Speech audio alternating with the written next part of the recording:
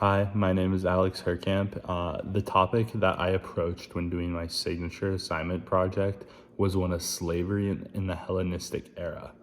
Slavery during the Hellenistic time period was something that many people participated in, and even if you didn't own slaves or participate in slavery yourself, slavery was still a massive exploit that existed in your life. The reason for why this topic is so important and studied is because slavery gives researchers a glance into the lives of many people in Greece and how kind of the economy and how pretty much everything in Greece really worked. A lot of it ran on slavery. It is stated by Robert Garland, an awarded archaeologist, that at one point, 1 in 4 people living in Greece were slaves. So again, a lot of the population was slavery. That's why it's so important to be studied.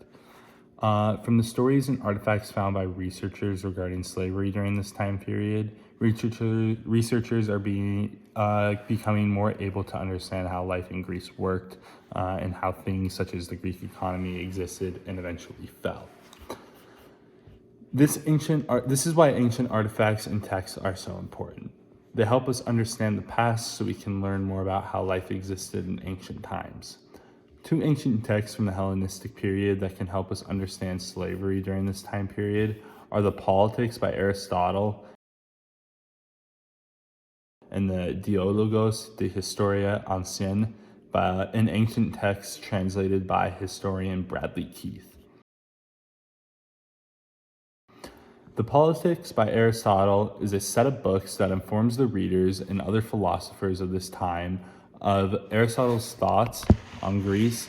However, the books mention a lot about slavery, and Aristotle gives his firsthand account and thoughts on about slavery during this time period.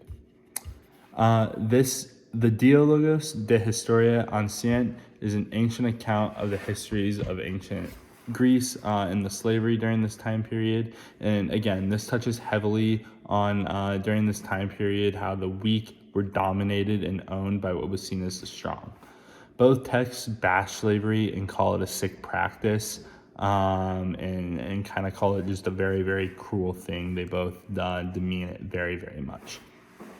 2 ancient artifacts I found on this topic are the whole city of Sparta, so Sparta as a whole, and the terracotta Luntrophoros. The reason why I say the whole city of Sparta is because it's covered in many ancient sites and artifacts that tell people the story of slavery. This includes spaces where slaves slept, as well as tools and daily items that they used. And it also kind of has like whips and shackles that were used by owners just to show kind of just how cruel slavery really was during this time. The second artifact that I found was the Terracotta Luntrophoros, which is a vase made during the Hellenistic period in which slaves and maids are kind of depicted helping their master to get ready to go do something. They're like helping her get dressed. And it's kind of showing slaves in a very demeaning light. All of these artifacts helped archaeologists and researchers get a much better understanding of slavery during the Hellenistic period. And while not all the sources paint slavery in a bad light, both texts heavily bash the practice of slavery and call it cruel, both by philosophers during this time period. And it can also be backed up by the ancient artifacts found at the site of Sparta. Many cruel and ancient torture weapons, such again as whips and shackles, have been found on this site. And this all kind of just paints slavery as sort of like a very bad thing during this time period. And even people during this time period knew that it was bad, even still participating in it.